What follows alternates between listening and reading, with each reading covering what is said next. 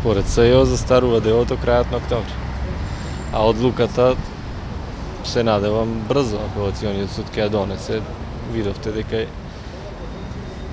они ги читаа жалбените наводи, ги презентираа жалбите, иако не беше присутна дел од одбраната. Беше присутна одбраната на обвинетиот Ѓоко Поповски и самиот Ѓоко Поповски, тие ги изложија и усно своите жалбени наводи. Сметам дека нема да им треба многу време, едно 5-6 дена за да ја објават одлуката.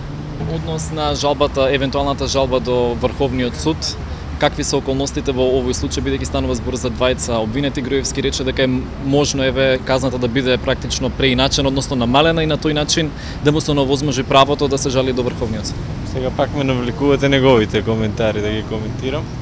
Каква е правната? Значи, доколку обвинителството не вложи жалба по однос на обвинетите и е задоволен од одлуката по однос и на висината на санкцијата за нивните действија кои што веќе во пресудата им е изречени соодветна санкција, а меѓутоа доколку дојде до намалување на санкцијата затоа што тие имаат поднесено жалби и она како што слушнав вчера дека беше наведено под една година, точно е дека тој во таква ситуација не би имал право да поднесе вонреден правен лек кој сепак се поднесува под специфични околности, едно таа и висината на санкцијата, односно висината на казната во овој случај, не на санкцијата.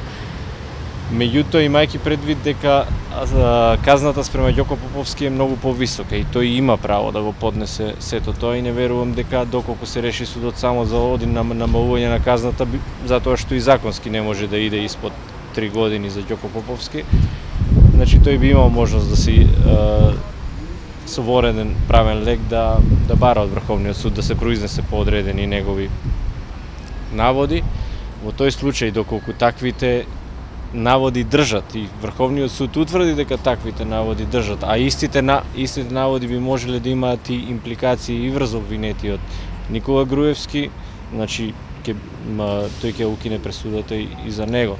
Тоа е тоа правилото кое што постои, бенефициум кохезионес.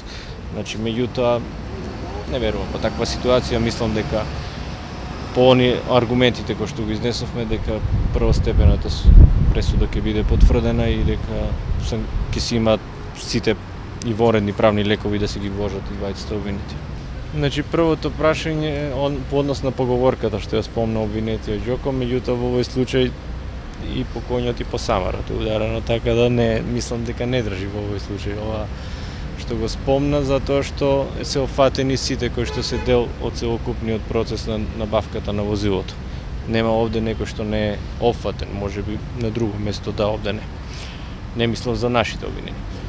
А од друга страна, прашањето беше за вештачењата, зошто е таа цена, имаат и они жалбен навод за висината на трошоците кои што се досудени за вештачењата.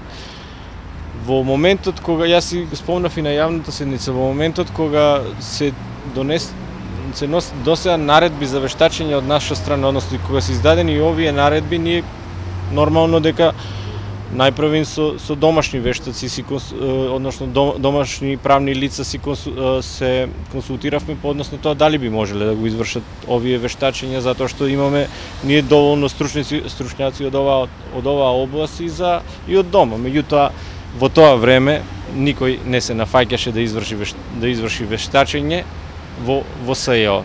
Ток се нафати една странска компанија која има своја подружница овде, своји вештаци кои што си имаат соодветни познавања, стручни лиценци. Сега цената за сето тоа си има своја. И тоа не е превисока цена, мислам дека околу 2000 евро се тие вештачења, 2500 евро, меѓутоа сепак се работи за странска компанија. Зошто ве одбиваат вештаците? Значи, образложение затоа што тоа време постоеше страв да вештачиш за вакви предмети. Тоа е образложението кое што тогаш сите го даваа.